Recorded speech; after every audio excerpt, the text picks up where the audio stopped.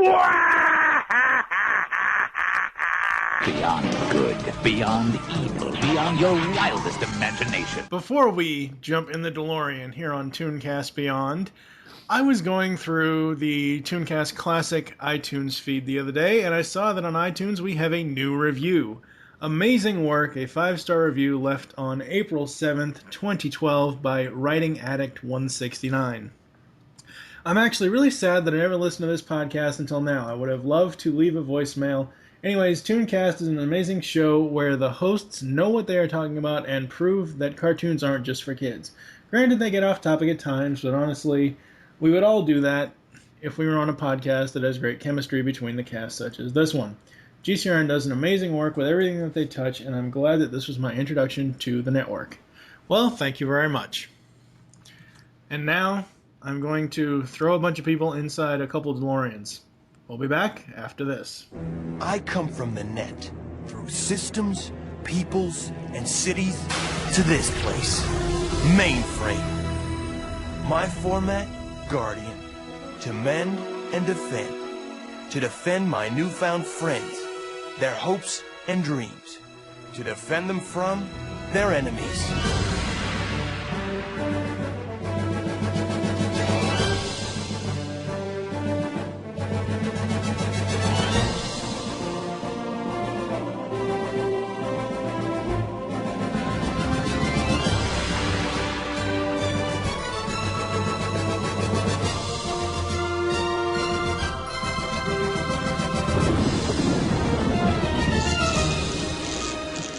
They say the user lives outside the net and inputs games for pleasure. No one knows for sure, but I intend to find out. Reboot! Hello and welcome to the 18th episode of ToonCast Beyond, brought to you by the Geekcast Radio Network. I'm your host, TF and Mike, and today I am joined once again by Tarah the Rising Star. Hello. Hey, great to be back. Great to be here. Yeah. And Steve Megabyte. Hello. Hello. You can't do Megabyte I to know. save your life. Nobody can do Tony J. Don't even try. Yeah. Today we're going to be jumping back into the DeLorean for another ToonCast Beyond Delorean Time episode with our heading set for 1994 once again, and we are going to be rebooting Mainframe. This episode of ToonCast Beyond will also serve as the episode 0 for the brand new podcast that we'll be launching sooner rather than later. I don't know exactly when. We'll talk about that at the end of the show, but the brand new podcast here at the Geekcast Radio Network, Rebooting Mainframe, where Steve and Tarah are going to go through in-depth all of the episodes of Reboot, but we wanted to do this first to just get an overall general discussion going about the series. As far as the overall history lesson, Reboot is the Canadian CGI animated action-adventure cartoon series that originally aired from 94 to 2001. Wow, it went that long. I had no idea. It was produced by Vancouver-based production company Mainframe Entertainment, Alliance Communications, BLT Productions. Hey, wait. Leave that lettuce out of that bacon and tomato. And created by Gavin Blair, Ian Pearson, Phil Mitchell, and John Grace, with the visuals designed by Brendan McCarthy, after an initial attempt by Ian Gibson. It was the first half-hour completely computer-animated TV series, supposedly. Reruns of the first 3 seasons can be seen in Canada on Teletoon Retro, and the first 2 seasons are available on Netflix streaming service in the U.S. Alright, so I am actually going to... I'm going to give my thoughts first. I remember seeing this when it came out, and I remember thinking, why is Hasbro going this route for Transformers? I got this and Beast Wars mixed up. I don't know how the hell I did that, but I was 16 and I wasn't paying attention to cartoons then anymore that well. Going back and watching this series...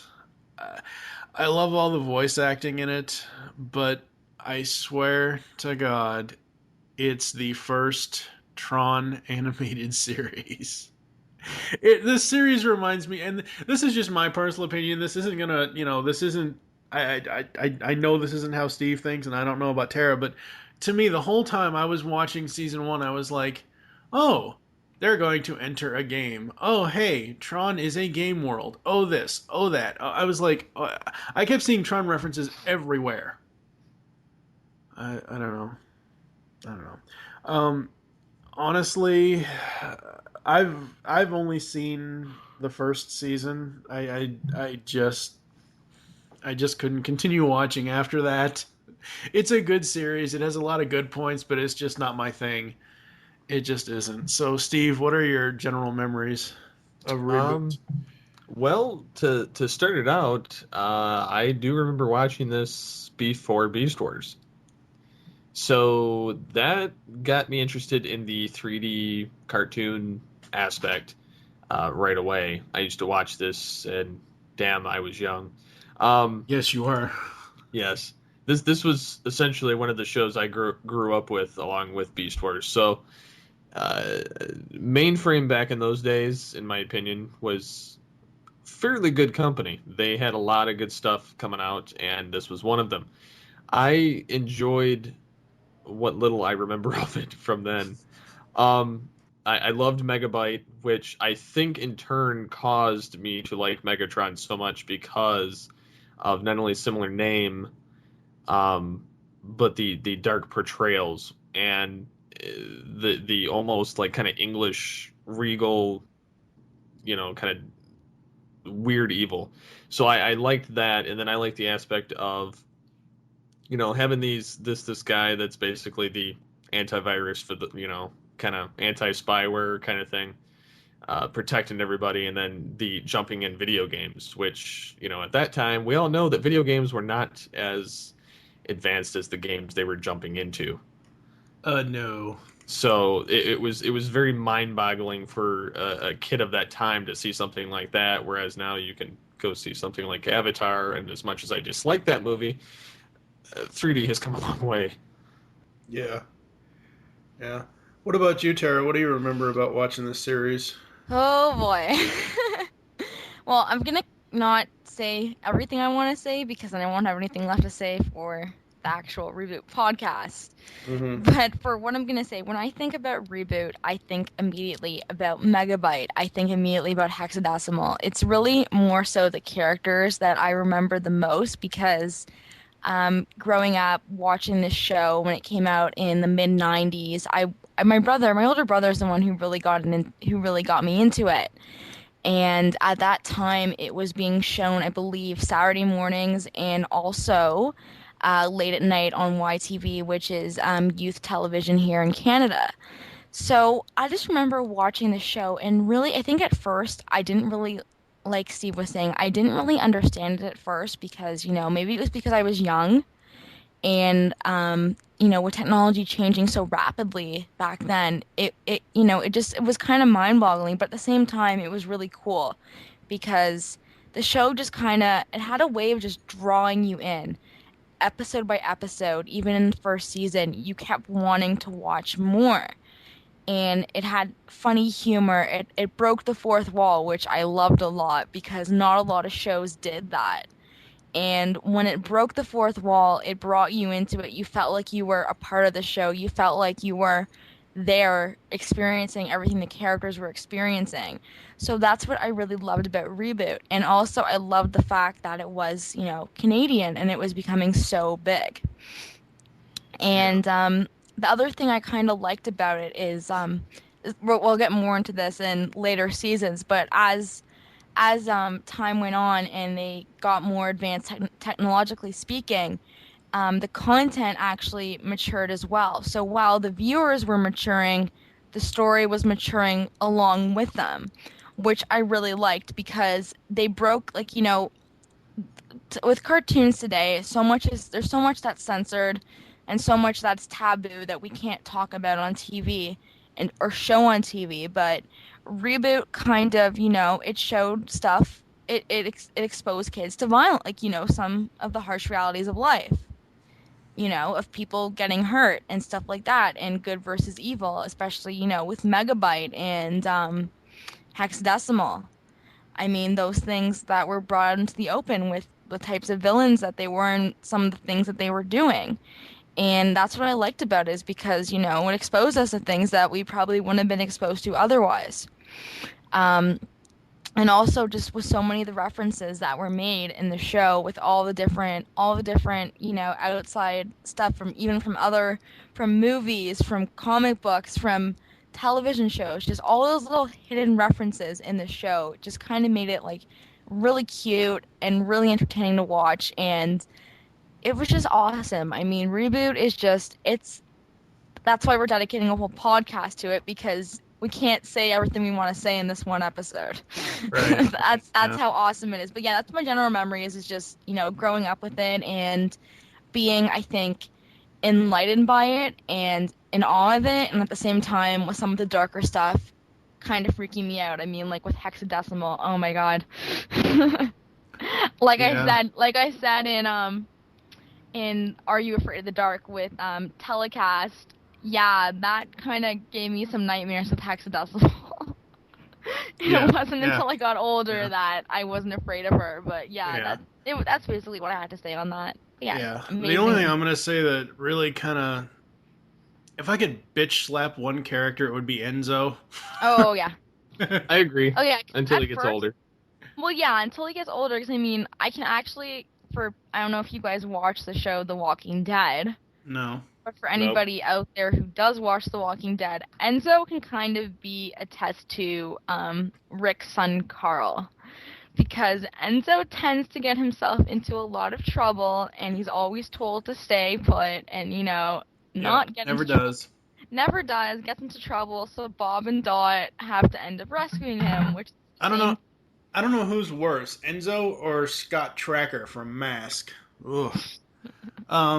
Yeah, so getting into the characters, we're just going to talk about the main cast and the recurring cast, but there are a whole other bunch of characters as well. You've got Guardian Bob, voiced by Michael Benyere. Dot Matrix, voiced by Kathleen Barr. Oh, hey, look, it's Roll. Hey, it's also the Predacon computer.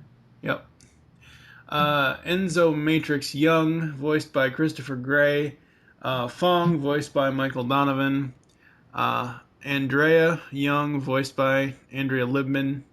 Megabyte, voiced by the incomparable Tony J. Rest in peace, man. Yes. Miss you. Yeah. Enzo Matrix, voiced by Paul Dobson. Glitch Bob, voiced by none other than Ian James Corlett. And the older Andrea, voiced by Sharon Alexander. And of course, Hexadecimal, voiced by Shirley Milner for the main cast. The recurring roles, we've got Hack and Slash, who are Rat Trap and Optimus Primal, respectively. Scott McNeil and Gary Chalk.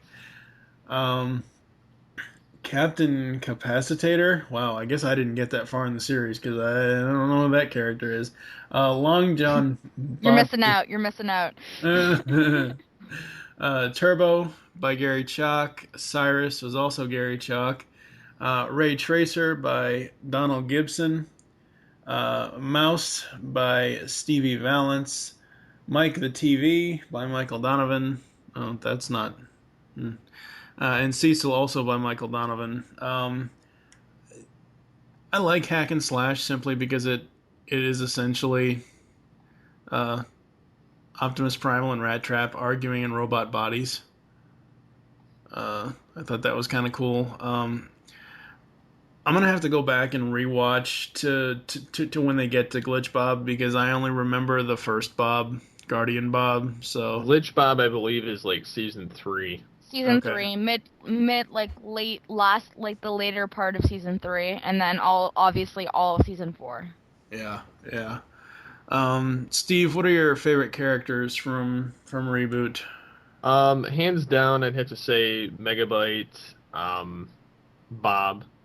Yeah. The original and Glitch. Fong was a little weird, but he kind of reminded me of like an Alpha Trion. Yeah. Kind of sitting there in the background. And so, Hexadecimal, I never really cared for that character. But, yeah. And of course, Hack and Slash, just because you had your comedic gold in those two. Yeah. For me, I always want... just in the few episodes of season 1 that I saw, I'm like, why don't Megabyte and Hexadecimal just get married for Christ's sake? siblings. Well, something worse happens later. Well, Yeah, see, I this know, is but they're siblings, Mike. They merge. They merge. talk about incestuous. The one thing about this show that really, actually, it's two things. It's not really about the show, but about one of the characters. I'm so glad that Joan Rivers did not voice this character, and I'm so glad that there were no polka references. I kept thinking of Dot from Animaniacs. Polka Dot? Why not? And then, of course, Dot Matrix from Spaceballs, who was voiced by Joan Rivers. Oh, God. What about you, Tara? What are some of your favorite characters from Reboot? Hands down, my most favorite character is the Andrea, both young and old. Then I would have to say Enzo Matrix when he becomes Matrix, because I will admit I had a crush on Matrix because he's so badass looking when he gets older. Definitely my favorite villain, Megabyte, and Bob, and Dot. Definitely did not really care for Fong that much. Young Enzo, pain in the ass. Yeah. Hack and Slash, comedic relief right there. I love them. I hated Cyrus just because for people who don't remember Cyrus, he basically screws over Dot in season 1. Yeah. And he becomes Megabyte's lackey, and then when Enzo becomes the Guardian, he tries to screw over Enzo as well. So he's a little bitch character. So I don't like him that much, but he's not seen that much, so thank God. Also Mouse. I have to say I like Mouse.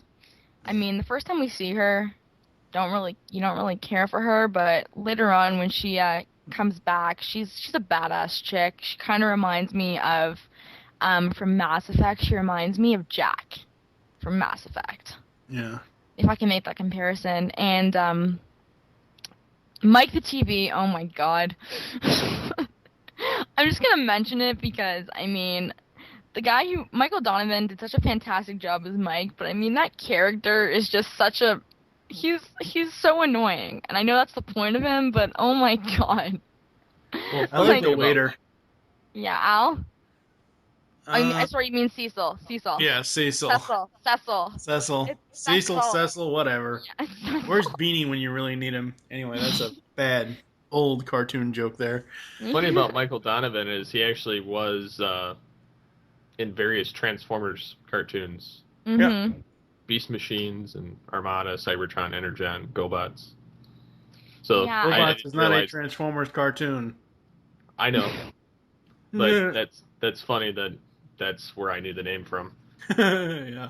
So I mean, those are the characters I mentioned are the ones that I really like. Hexadecimal, I'm on the fence with because, I mean, it doesn't matter if I really spoil anything anymore because, I mean, the show's been out for how long now? Yeah. So, I mean, it's just, I guess, in the beginning, yeah, you kind of freaking are terrified of her because she's a nutcase.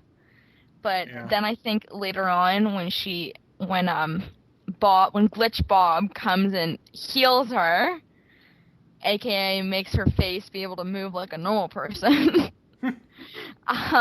she really changes and she actually becomes an ally of the Mainframers, which I really liked. And then when you see her get her little sprite makeover in season 4, Steve?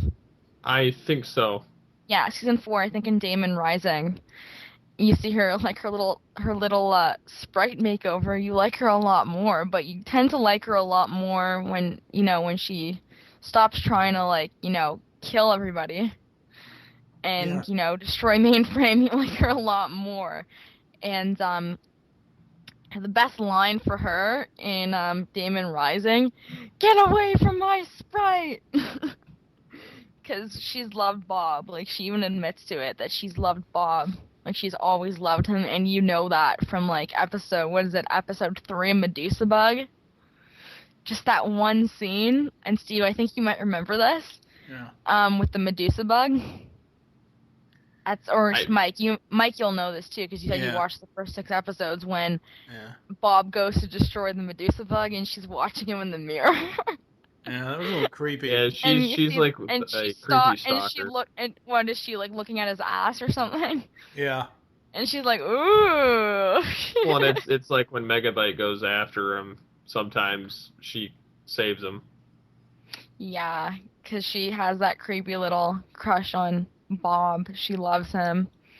So, yeah, but I have to say that, I mean, the other characters that I could mention, I mean, you have Ray Tracer, you got, like you said, Turbo, and, who else? Did I miss anybody else from? No, I think I've gone over everybody, but I mean, Ray Tracer, he really creeped me out. Like, I just, not like I'm scared of him, but like creeped out and like I'm kind of a little bit disgusted by him. Because he kind of comes off as a creepy sort of, guy when you first see him in episode 3. Yeah. So that's, season 3. Well, no, season 3. He's a creeper. And, Turbo's an asshole. I'll say that. Turbo's an asshole. He always has been, always will be. Because, he tries to destroy Mainframe on more than one occasion, which really pisses me off. And, I mean, did we even go into the guest stars or no? No. I mean, because you guys will be going in depth when you guys start the other podcast, so... Yeah, so I won't say their names, but I will say this for people who are going to be tuning into our podcast. There are a few people who did guest star in some of the episodes, which we will be mentioning in Rebooting Mainframe. Yeah. But yeah, that's my general thoughts on the characters. Steve, you want to get into some of the background and stuff like that? Yes. According to some of the staff, the making in the process of Reboot actually began in the 1980s. Like Mike said, the Tron idea must have set in very well with them. But the idea was largely devised when the technology was not yet advanced enough to make the show in the way that they desired. And of course, 3D animation tests began in the 90s. So that's when Reboot got its first detailed look in 91. So the production on the future episodes and the show, of course, aired in 94 after they had produced, enough episodes. And damn, it took them a long time to do so. But yes, at that current time, no other company was doing this. This was revolutionary, and because of them, we have more of the modern 3D that's much more seamless and flawless than what originally started here. That's true. I mean, what was just so cool, I think, about the show is like what you said was how they were utilizing new technology and making a show completely just 3D. Not going to hand-drawn, not doing any of the other stuff, but doing just 3D. And I think that's really what made the series unique and really what brought it out into the open and, made it a hit. So, I mean, we can even now get into the setting of the show. The setting is you're inside a computer, and a computer system known by the inhabitants as Mainframe. And it was the reason why Mainframe was chosen was because of technological constraints, and it allowed them to use blocky-looking model and mechanical animation. Mainframe is divided into 6 sectors: Broadway, Kitts, Floating Point Park, Beverly Hills, Wall Street, and Getty Prime, also known as G Prime. The names of Mainframe sectors are homages to famous neighborhoods, mostly in New York City or Los Angeles. However, the Kitts sector, fun fact here, is actually named for Kittislano, a neighborhood in Vancouver, which is Mainframe Entertainment's home city. And Getty Prime is a reference to Frank Hubert's Dune. Also, the connected floating island Los Angeles, the twisted and corrupted area where Hexadecimal resides, was of course revealed in the first half of season 4 to have been Mainframe's twin sister city. Yes. very interesting, of course, you know, and it's also kind of cool to see that Gigabyte, you know, destroyed it, which is also megabyte and hexadecimal for those that don't know this by now. But yeah, the setting. I was not disappointed with where they went with it. But I was very happy to see the different things that they did with the show. Despite it all being blocky and despite it all being in one centralized location for the most part through the entire series, it still evolved to the point that it wasn't repetitive and boring. So it was very much enjoyable, and I kind of wish that they would go back to this show, which, you know, of course, we'll get into more of that on the actual rebooting Mainframe show. I knew she was up to something. And yet, despite the length and scope of our operation, we still do not know the true nature of the Medusa's power. Until now. Hey, so now we are going to get into the plot and the premise of Reboot. So basically, the first season of Reboot was highly episodic, and most of the episodes really focused on establishing characters, locations, story elements, and the gigantic game cubes that you see being dropped in most of the episodes of season 1. So basically, in terms of the game cubes, when the user loads a GameCube drops in a random location in Mainframe and turning it into a gamescape. Bob is the guardian of the system. He frequently enters the game, reboots to become a game character, and fights the user's character in order to save the sector. Now, if a user wins a game sector the cube fell in is destroyed, sprites and binomes caught within it turn into nulls, energy-draining worm-like parasites. Within the series, it's actually never clear if there's a cure or reversal for degrading to a null, even though it's mentioned throughout the whole... It's mentioned actually a couple times throughout Season 2 about how they're working on trying to do that, to find a cure for reversing a null, but it never actually happens. The season also established the characters Hexadecimal and Megabyte, who were viruses, and they were the primary antagonists in most of Season 1. Steve, you want to get into Season 2? Well, the second season was primarily also episodic, but this one actually featured an extended story arc, and it began around the 7th episode with Nullzilla, which reveals the as Mike put it earlier, the incestuous ness of Hexadecimal and Megabyte, which they never did that, but it also introduced an external threat to Mainframe, the web. I did not have sexual relations with that computer program. He did with that virus. But yes, it introduces the web, which was fairly new at the time.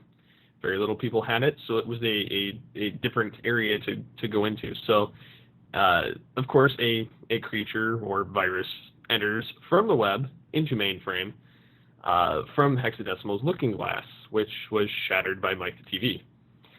It bonds with her, and Mainframe's nulls reacted spontaneously and covered her to form a monster dubbed Nullzilla. It's a bad Japanese jump over with Godzilla.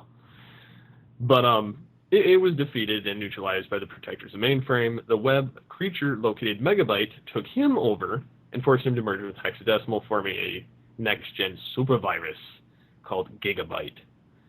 And then, of course, Gigabyte was eventually neutralized as well, and then the web creature escaped into the bowels of Mainframe. And it, of course, steals energy to stay alive. And basically, this whole season is just chasing web creatures.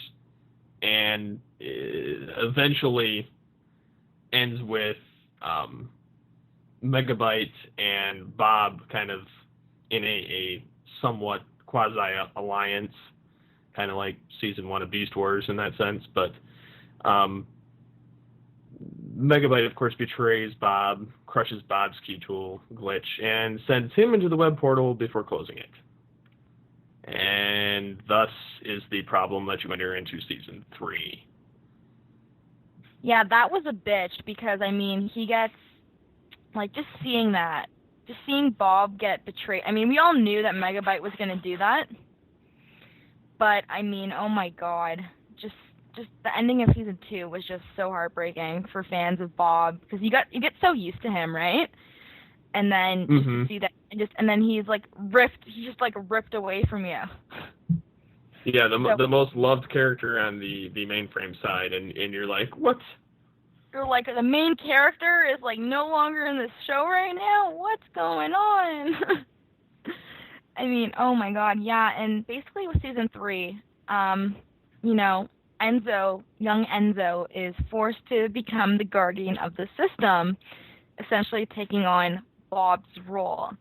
And basically, you know, he has to defend Mainframe from Megabyte and Hexadecimal with Dot and Andrea to side. And basically, I mean, for the first couple, basically in Season 3, the first couple episodes are you're seeing, you know, Enzo learning how to become a guardian, learning, you know, going to fight games by himself without Dot by his side, and, you know, learning how to be, you know, more of a mature character. And then finally in Season 3, Episode 3, he enters a game which I will describe as a cross between Mortal Kombat and Tekken. Because essentially, Enzo reboots as, I'm going to say I think he reboots as Scorpion. And basically, they enter the game, they can't win the game, they become trapped in the game. So in order to survive, they change their icons to game sprite mode and ride the game out of Mainframe. And because game time, they accelerate faster when they're in the game, Enzo and Andrea matured a lot faster than they would have inside Mainframe. So now they're adult characters. So we see Enzo adopting the name Matrix, which is actually his surname, and carrying his new weapon named Gun and Bob's damaged Glitch. And we really see a change in Enzo Matrix and Andrea. Matrix, he's become a hardened character, and he's developed a whole shoot first, ask questions later kind of attitude, and he literally has a pathological hatred of Megabyte. And Andrea, on the other hand, has turned into a calm and level-headed warrior. And also, we see the romance between Matrix and Andrea because the two characters make out quite a few times throughout the series, which is very cute because you always knew they were going to get together, but it's cool just to see that kind of maturity coming forward as the show went on. As the season progresses, I mean, they're basically trying to get home to Mainframe now. So they've been trapped for a while. They've been going through system to system to find a portal to the web to get back to Mainframe. And as the season progresses, they're reunited with Bob and the crew of the Saucy Mare, and they return to Mainframe, which has almost been completely destroyed, obviously, by Megabyte and his forces. So they reunite with Dot, and I have to say, that scene where she reunites with Enzo, oh my god, like, if you're like a huge fan of the show, you probably, like me, you probably teared up a little bit. Almost as much as when you see Dot screaming at the end of end of episode 3 when she's like, Enzo, no! Like, cause she's like, oh my god, he lost the game, he's gone. And she thinks he's dead. So that, you see that reunion come forward, you see her reuniting with Glitch Bob. And basically, they reunite, they head to the principal office for one final showdown with Megabyte. Megabyte's defeated by Matrix, but not before Megabyte basically screws them all over and causes the system to crash. And essentially, all the final problems in Mainframe were dealt with by the user, restoring the system, setting everything right, and restoring everything as it was again for our heroes, except we now have a young and older Enzo in the same time frame because Matrix Matrix icon was set to game sprite mode. So because of this, he wasn't recognized properly by the system when he rebooted, and it created a replacement of his younger self. Now, I'm going to get into a little bit, Season 4, it's essentially dubbed Season 4, but it's really 2 made-for-TV movies, because, unfortunately, they didn't really get to develop, they didn't really get to continue the series after this. So this is basically the ending to Reboot for now. So we have 2 movies that were produced in 2001. We have Daemon Rising, which addresses the problem the Guardians were facing in Season 3, which I will address now. Basically, in Season 3, throughout the travels, we find out that there's a new virus on the web known as Daemon, and her virus is spreading to all corners of the web and the net, and also infecting Guardians. And then we also get another movie, My Two Bobs, which brings back a very corroded and mutated Megabyte in the horrible cliffhanger ending. The 2 movies were actually broken up into 8 episodes in the U.S., run on Cartoon Network's Toonami, which revealed much of Mainframe's history, including the formation of Lost Angles, Bob's arrival in the system, and the origin of Megabyte and Hexadecimal. So initial plans for the 4th season include 3 films broken into 12 episodes, followed by a 13th musical special episode. Although the final 5 were never produced, prompting the series to end with a cliffhanger, which is what I mentioned previously. That's why we have a cliffhanger, because they were never produced. So Season 4, the 2 movies, I have to say, were just amazing. I really enjoyed watching them, but it's a shame that it ended on a cliffhanger, because you're left with what the fuck, basically. So that basically wraps up Reboot. I don't know. Maybe it's because I haven't seen the whole series all the way through. I'm willing to give it a try, but as we said, only the first 2 seasons are on Netflix right now here in the U.S. Season 3 and the movies aren't on there, as far as I know. They will be later on because of that whole deal with Hasbro, as well all their other shows. So, right, yeah. But as of this episode's recording, I've only seen a handful of Season 1 and like part of Season 2.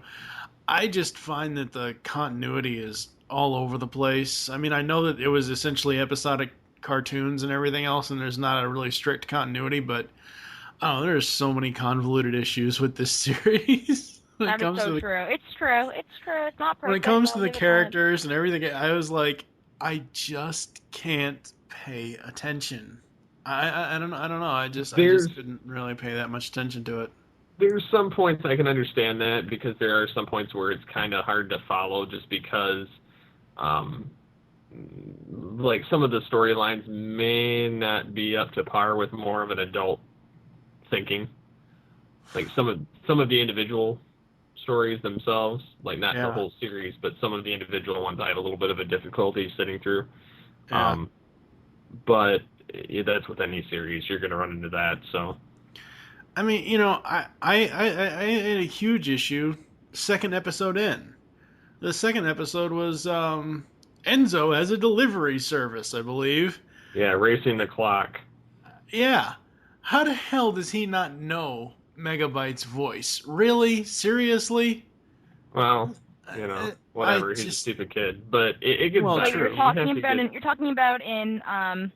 You're talking about Season 1, Episode 2, Race for the Clock. Racing the clock. He does know. What do you mean? He does know Megabyte's voice. He calls it. What are you talking about? You're talking about he doesn't know that it's a bomb in the mask? No, he doesn't know that. Well, no, okay. Yeah, now I'm remembering it a little bit more. Yes, he does know it's Megabyte, but he knows. Doesn't know what he's delivering. Right, he doesn't know what he's delivering, but first of all, it's Megabyte. You should do anything. Yeah. I mean, I'm like, why would you? I don't care if you want to further your business. You don't work with Megabyte, you moron. Oh, God. Well, that's what I was saying, why I compared him to Carl from The Walking Dead, because he constantly gets himself into trouble, and then essentially because Dot is playing overprotective big sister. No, you are not delivering something for Megabyte. So she makes Bob go and do it, right? Yeah. And then Bob essentially almost gets screwed over. Yeah. Yep. Steve, did you have any other thoughts on the overall plot of the series, or any other like episodes you might have liked, or anything like that? I don't. I do like some of the earlier season episodes. I don't. My memory is still a little foggy on it. I haven't actually sat down and watched the whole series since I bought it. I've kind of just jumped between episodes, mostly trying to jump between season 3 and season 4 because I'm very unfamiliar with them. Yeah. But I do like some of the aspects of the later seasons more so than the earlier seasons, but I think it's because it's more action driven. Mm. And whereas the earlier ones are more just kind of there. Yeah. But it definitely grows on you as you go along. I am saddened that the 2010 attempt to revive this did not come to pass. Yes. And also the later version of it, which again we'll get into that more I'm trying to jump over to Future Improvement. Over in Rebooting Mainframe, there's too many shows. But we'll jump more into that detail on an episode of that. I will say that kind of just jumping off the premise, kind of going on over to into the music. The music for this series and the sound effects were great. Amazing. Yeah. Even though there were a couple of times where I heard a few Mario effects. Very much so. Yeah, I think I did catch a couple of those. I think it was Enzo's phone thing that he carries, or whatever that is, the communicator, or video game. I don't know. He carried something around like the first 4 or 5 episodes. Yeah, it was like a vid viewer or something like that. I can't remember the name of it. You mean her little PDF thingy that Dot carried around? Yeah. Like that looks like an iPad. Yeah. Yeah. That thing, yeah. Yeah, but no, the music was epic and awesome, and it really, really made the show for me. Absolutely loved it. And what better way to get geeked about this show than the intro? Oh yeah. Yeah. Yeah. My format, Guardian. Yes. Yes. To mend and defend. Yeah. Yes. So getting into the legacy of the show, I'm going to take the television broadcasts. Reboot was first broadcast on Saturday mornings in Canada on YTV in the United States in 1994 by ABC. Wow, this was on ABC. Holy crap. Yes, it was. It was canceled on ABC after the Walt Disney Company purchased the network. Episodes continued to air in Canada. Some episodes from the first and second seasons could still be seen in U.S. when Cluster Television distributed them during the 1996-1997 season. It would be a year before new episodes aired on YTV due to Mainframe's involvement in the Transformers Beast Wars. Yes. And Shadow Raiders. What the hell is Shadow Raiders? Shadow Raiders is War Planets. I don't okay. know if you remember that back in the day, those toys, they would go War Planets. It's basically the same essential cast used from Reboot and Beast Wars is in that again, and it's their 1998 series. So about every few years they launched a new show, and it just shows how much more technologically advanced they got since Reboot and Beast Wars. Yes. Moving on over to the VHS and DVD release, there were a number of VHS tapes. There was the second season was never released, even though Polygram remained the rights to publish the episodes on home video with their deal for the first season. Despite this, in 2000, Mainframe struck a deal with AD Vision to release a third season on DVD, spanning 4 volumes. All 16 episodes were published, separated by each story arc of 4 episodes. Really, where it really makes any real difference here is in 2010, Shout Factory announced that it was acquiring the rights to the show and would release the complete series on DVD. That's really all you really need. Complete series on DVD and digital formats. And it rocks. In 2011, yes, Steve has the complete have series it. set. I have Yes. season 3 and 4. That's all I have. I have the box set, the 9 DVD set, Stop rubbing it in. and it is the box art on it is cool. Yes. I get it. Steve, you want to talk about the network censorship a bit? Yes, I will. I will. The show's early jokes at the expense of Board of Standards and Practices came from frustrations encountered by the show's makers by an abundance of script and editing changes that were imposed upon Mainframe before episodes were allowed to air. This is another typical thing that companies or animators like to do to kind of give the finger without doing so. That's true. These changes were all aimed at making the show appropriate for kids and to prevent even the slightest appearance of inappropriate content, imitatable violence, or sexuality. That being said, the character Dot was considered too sexualized by BS&P. Wow, BS, yeah, bullshit and people. Board of Standards and I Practices. was giving my own acronym. He's gonna give his own little spin on it. Yes. Bullshit and people. There we go. Even though she was never one to expose much cleavage, so the animators were forced to make her breasts less curvy and form them into a lumpy monobreast. As lightly referred to by... So wait a second. Dot is the first animated character to have breast cancer? No, she's the first one to have a uniboob. Uniboob. However, starting with season 3, the monoboob of all adult female characters were replaced with more anatomically correct versions. In another case, the word hockey was banned from all episodes, as in some countries it was supposedly used as vulgar slang term. Oh, you're joking. I didn't know that. Yeah, no, it's so stupid.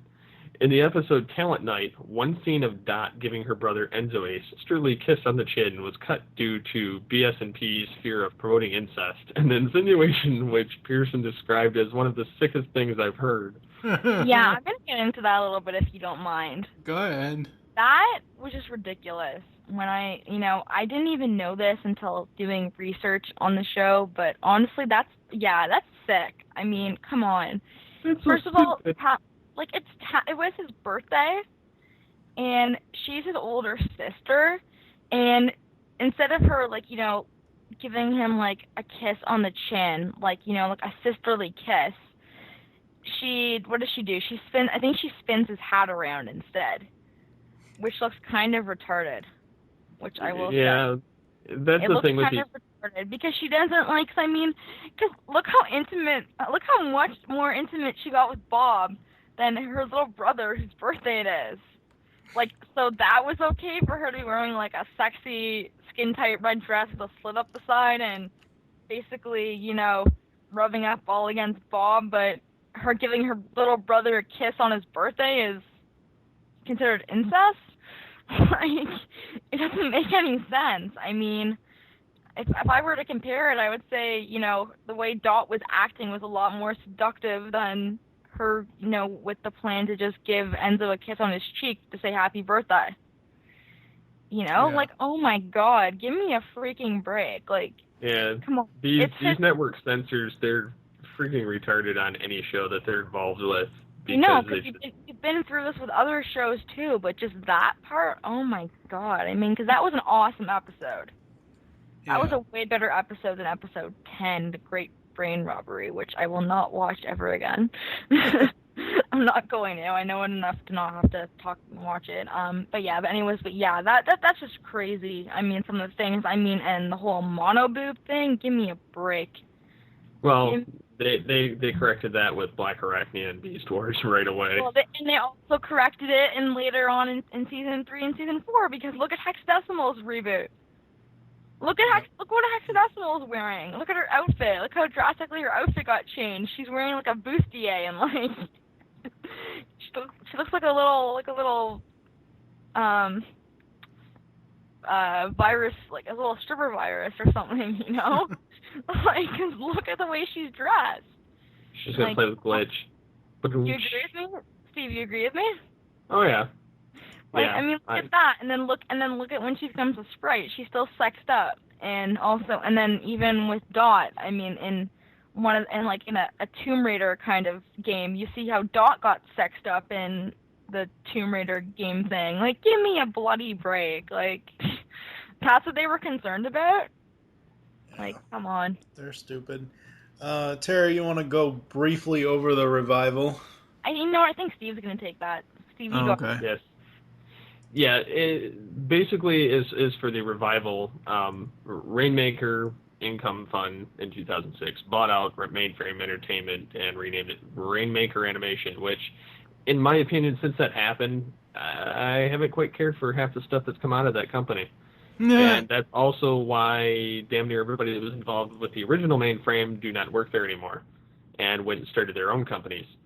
But in 2007, Rainmaker was announcing plans to create a trilogy of reboot films with illustrator and animators from, not only Rainmaker, but also the people that worked on Reboot. It was also in conjunction with a website, Zeros to Heroes, which, again, has to do with a couple of the people that were involved with Reboot and doing their own thing at the time. So that got canned, and so they had a development of a Reboot webcomic where fans were able to submit their own art and designs and potentially, end the series. And they did a pitch, and Reboot Arrival was the winning one. Suffice it to say, they had a whole other storyline in there. I've read the comic; it's quite good. So I would recommend going over to Zeros to Heroes to read it. They also had Paradigms Lost, which also has to do with the aftermath of the hunt on Mainframe, showing the devastation and zombie gnomes and everything else like that. But yeah, as far as all that's concerned, there was a lot of random stuff back and forth between Rainmaker and the Zeros to Heroes. And then in 2008, a new countdown appeared on the official Reboot website to launch the second installment of, the comic. And there was also, in 2009, not only in addition to the fan site and the comics and everything else, they were going to basically make a new series out of it. Yeah. There was a I think 20-second preview trailer on their site, which is now nowhere to be found. I downloaded that at one point. I don't know where I put it. I'm going to have to find it. But they show basically a modern animation, and it says now loading. And this is Guardian version 2.0, and it shows this badass looking Guardian, and I'm like, that's not Bob. It looks like Turbo. I'm like, it's not Bob, and yeah, it did look like Turbo though. So I was kind of like, I wonder,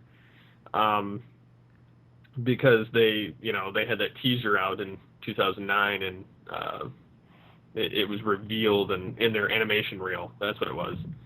And yeah, in 2011, Rainmaker basically said they're on their slate of things to do is including a film based on the classic series Reboot, but that'll probably never see the light of day, unfortunately. Yeah. As much as I would love to see that. Yes. I mean, yeah, we got so hyped up for it. I mean, going back to 2010, I mean, it was all over Facebook, it was all over Twitter, it was all over everywhere. And then I think it was just a really big disappointment for the fans because it was almost like, okay, we're going to get you so hyped up for it, and now, okay, meh, we're not going to go forward with it. And then it wasn't until, I think, last year, and the later part of last year on Twitter when they did announce that now they're going to go forward with a revival, like a film franchise based on the classic Reboot. I think that's on their agenda now. Yeah, actually, speaking of that, yeah. There's a guy that looks like Bob on the Rainmaker site. Oh, really? Eerily like Bob, and it says in development, and then there's no name, nothing, and it's got some modern looking. Maybe that's it. I mean, I like Rainmaker. I mean, don't get me wrong. Like, I love Rainmaker, and that's probably because, yes, I will admit to this. They are the ones behind all the Barbie movies, okay? And I know you're gonna say that, but I really like the Barbie movies, and I don't care. I'm 21. I will admit to that, but I do enjoy watching them. I thought they were really well done, and I mean, I'm excited to see what's gonna happen with Reboot now because it is 2012. So I am really, really hoping, and this is my message on behalf of all the fans out there, Rainmaker, Mainframe Entertainment, whoever is really going to spearhead this, please don't screw this up.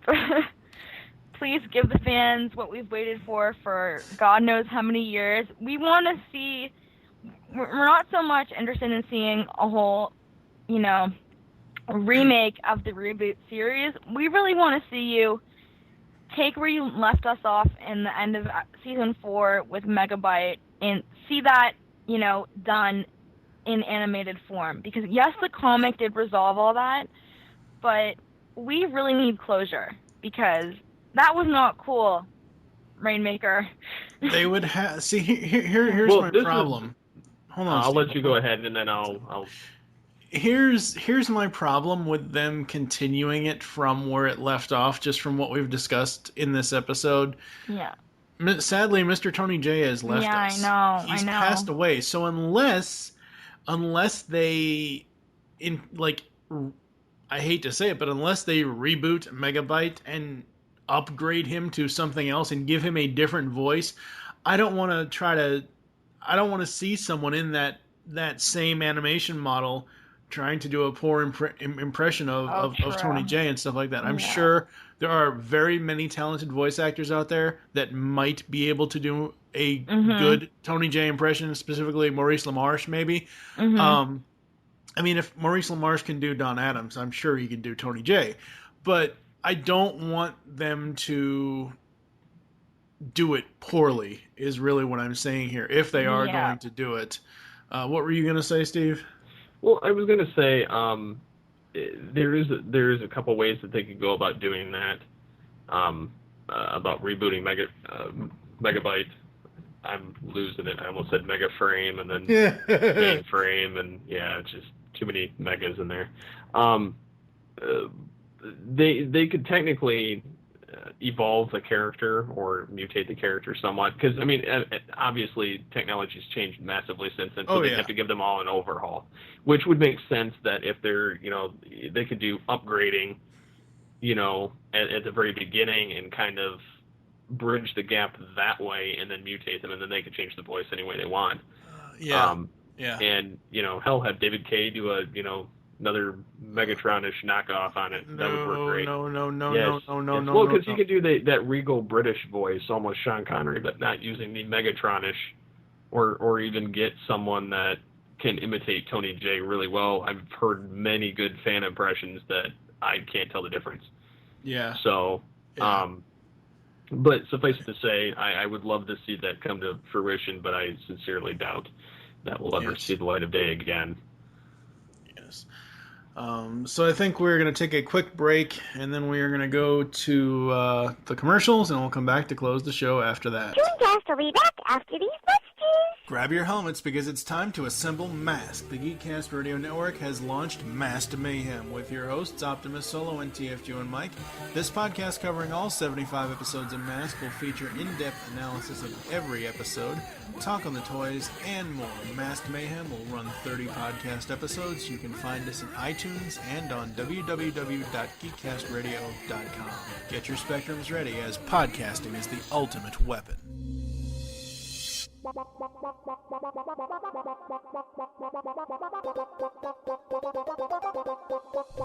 can now hear the GeekCast Radio Network while on the go with Stitcher Smart Radio. Stitcher is a free use and talk mobile app available for your smartphone. And when you download Stitcher to hear GeekCast Radio, you'll have a chance to win money. Downloading is quick and easy. Just find Stitcher in the App Store. During registration, hit the promo code box and enter GeekCast Radio, all one word, to get automatically entered to win $100. The latest episodes of the shows will be waiting for you in your favorites. You'll get access to lots of other amazing shows too. Always available to you on demand, no syncing. It's Stitcher Smart Radio. Don't forget to enter promo code GeekCastRadio when you register.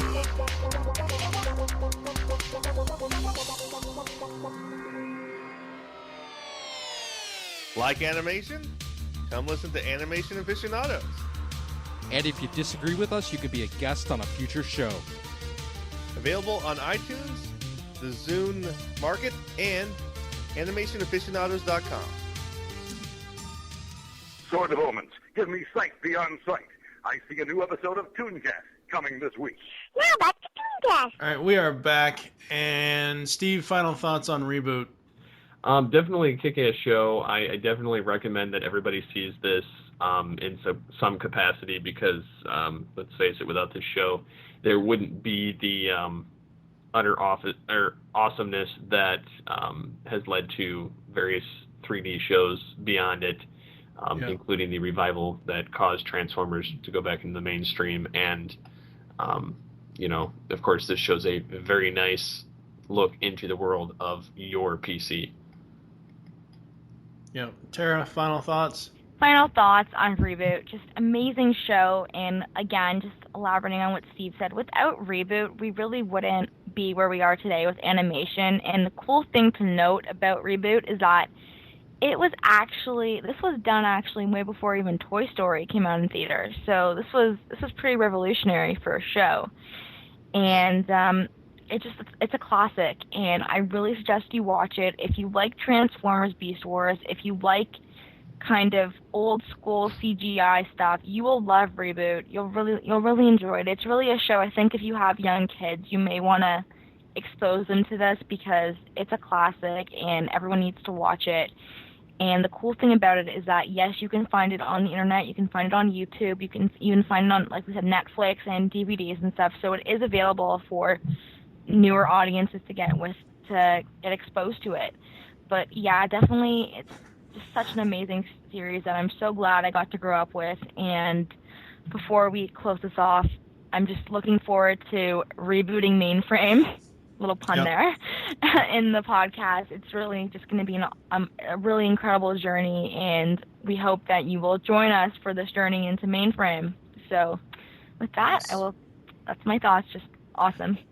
For me, I love the voice acting of Tony Jay's Megabyte, amazing villain. For me, I just couldn't get into the series. Maybe it was because I wasn't watching it when it was on originally. I'm very thankful for it, starting up, the new 3D era of animation and everything else like that. So thank you for joining us here on ToonCast Beyond. There are still ways to get in contact with us or leave feedback for the show. Visit the website, geekcastradio.com. You can comment on all the different posts. Yes, we will interact with you that way. You can send us email. It's feedback@geekcastradio.com. Leave the show's feedback in iTunes. We have new iTunes reviews, of course, if I could find the stupid thing. All right, so ToonCast Beyond got a new review as of April 7th, 2012. Fantastic as always. 5-star reviews from Writing Addict 169. Somehow these guys top themselves with every new podcast they put out. They make any day fly by with tons of laughs and sharing interesting facts from each show. Everyone seems to have great chemistry with each other, and it really makes you wish you were doing the podcast with them. They bring an air of professionalism, and it's fantastic to hear what they think of each show through the eyes of an adult. I cannot wait to see what other shows you guys cover. Keep up the great work. So thank you for that. Very, very awesome. Follow us on Twitter. The show name there is ToonCast Beyond. Also, be sure to follow @GeekCasterRadio for all the major updates. Mine is TFG and Mike. Tarah, what is your Twitter? @Tarah Blair. Steve? Twitter.